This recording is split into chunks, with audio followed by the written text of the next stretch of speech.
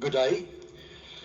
First of all, the protocols, obviously, the Honourable, Minister of Department of Minerals and Petroleum, Resources, Mr. Gwedi Montash, who's not here today.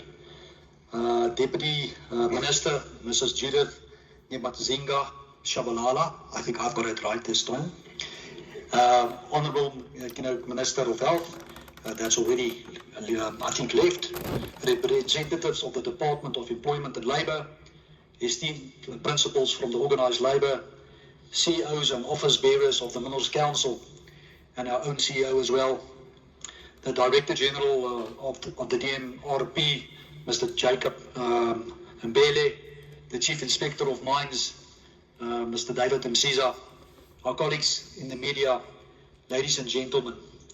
I'm actually doing this feedback today for our President, Nombasa Tsinga, but I'm also wearing the cap of the CEO Zero Harm Forum, so I'm the chairperson of that, and it's a great privilege for me to be here. And this morning when they were doing the scroll of the 34 colleagues that passed away during 2024 this year so far, I thought for myself sitting there, I wish I had a razor and I could erase every single name that came on that board. And I just thought to myself, is that not why we're here today?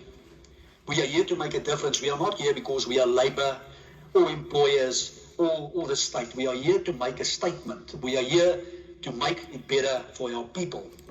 Our people, that's, by the way, is paying our salaries.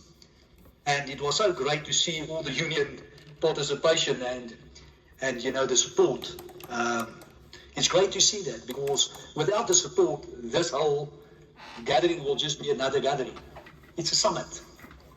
And things that we will reflect on, and I mean, we've already heard this over and over, but there are three main things here that we are going to really focus on. The history, when we started. Now, you all know that we started, the first summit was in 2003, then we had another one in 2014, and here we are today for the next 10 years. So it's a history and reflection. And I can go through a lot of stats, and most probably we will be distributing the speech, Alan, so I'm not going to go 100% according to this, but we will be circulating this. But it's a clear knowing that in all areas we are definitely making massive strides. And we should recognize that, all of us. It's not the employers, not the union leaders. It's every single one must realize and recognize the achievements that we had. So those are the couple of things. So that's the first thing that we will be looking at, and I know that Mr. Msiza most probably will also reflect on, the statistics. The second one would be the targets and actions. And I think this is where the Minerals Council and through the CEO Zero Harm Forum, that's the one thing that we really drive with everything we've got, is to pin down, it's good to have milestones, but if you do not have actions to convert those actions into deliverables, it means again nothing. So that's the second area where we will be looking at. And then thirdly will be the future. And like I said, the reflection of the 34 people that passed on. So as the Minerals Council of South Africa, we convey our heartfelt sympathy to the families, friends and colleagues of our colleagues who did not return home from work unharmed. And for that reason, later we'll also talk about Kumbula Ikaya. I'm sure you know what that means. Kumbula Ikaya. Hey? Home. It means home. How do we get home? So very important for us. So in a reflection of our history, I would like to acknowledge the Leon Commission in '94 that led the promulgation of the Mine Health and Safety Act, and to the establishment of the Tripartite Mine Health and Safety Council, which we are here today. This already started in '94. We have made significant progress in making our industry a healthier and safer place to work over 3 decades. Through the Mine Health and Safety Council, we boldly agree our first occupational health and safety milestones in 2023, in 2003. These were followed by the second iteration of the milestones in 24. It's now the appropriate time to review the progress and that we have made, through our interventions during the last 10 years, and to affirm that we believe zero harm is possible. So the thing that says here, innovate and elevate, breaking boundaries to achieve zero harm in our lifetime. And I can tell you, if I can be blessed enough to see that, it would be the biggest achievement of my whole career. Out of all the achievements, do not take away from the reality that we have gone a long way to reach our zero harm, our goal to zero harm. I mean, just looking at the photo behind me here, you can see it's a continuous miner operator, I think, and he's exposed to health and he's exposed to safety risks.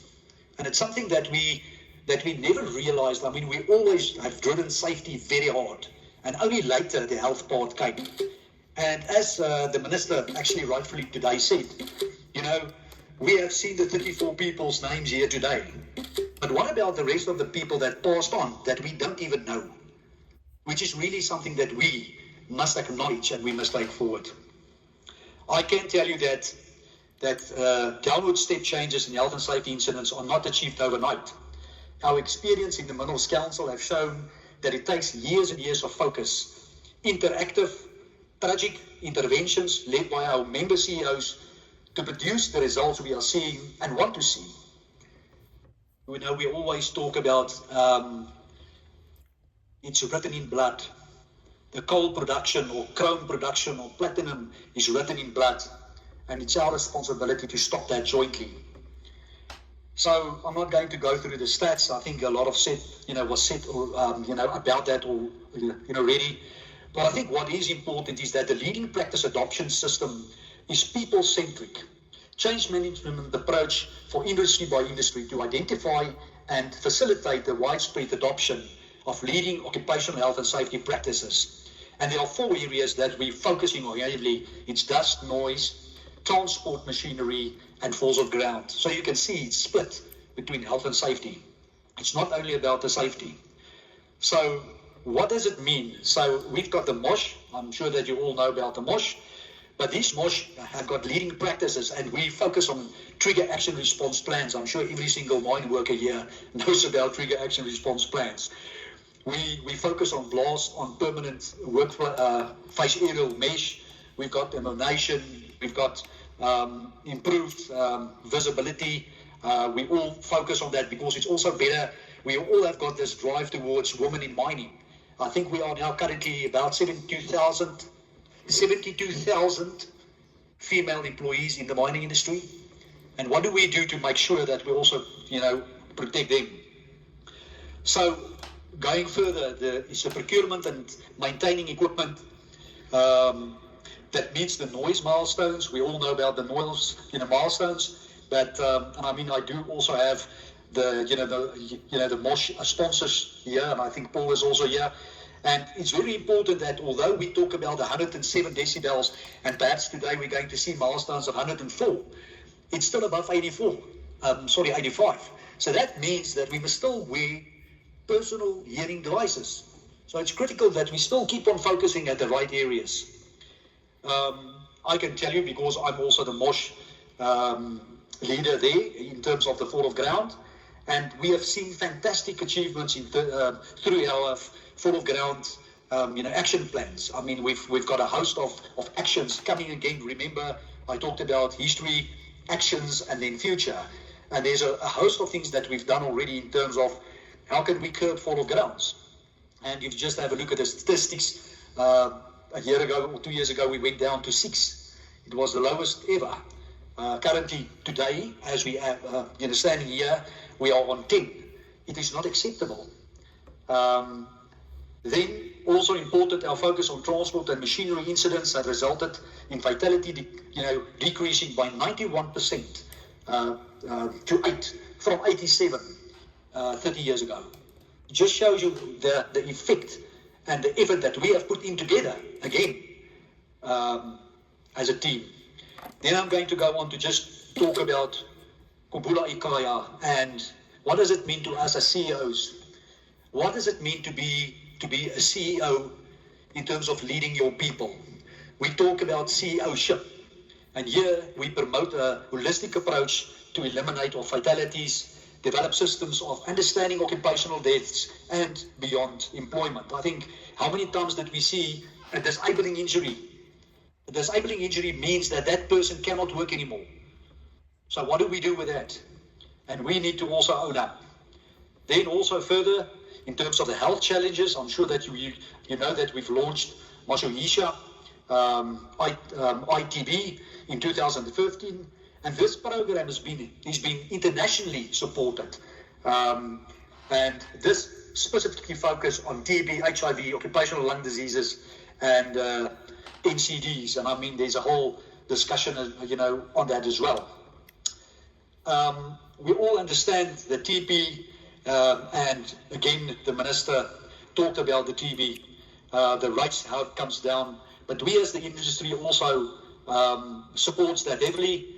And these rates in the mining industry were about 7 times the rate in the general population by 2023. The incident rates was well below the national rate.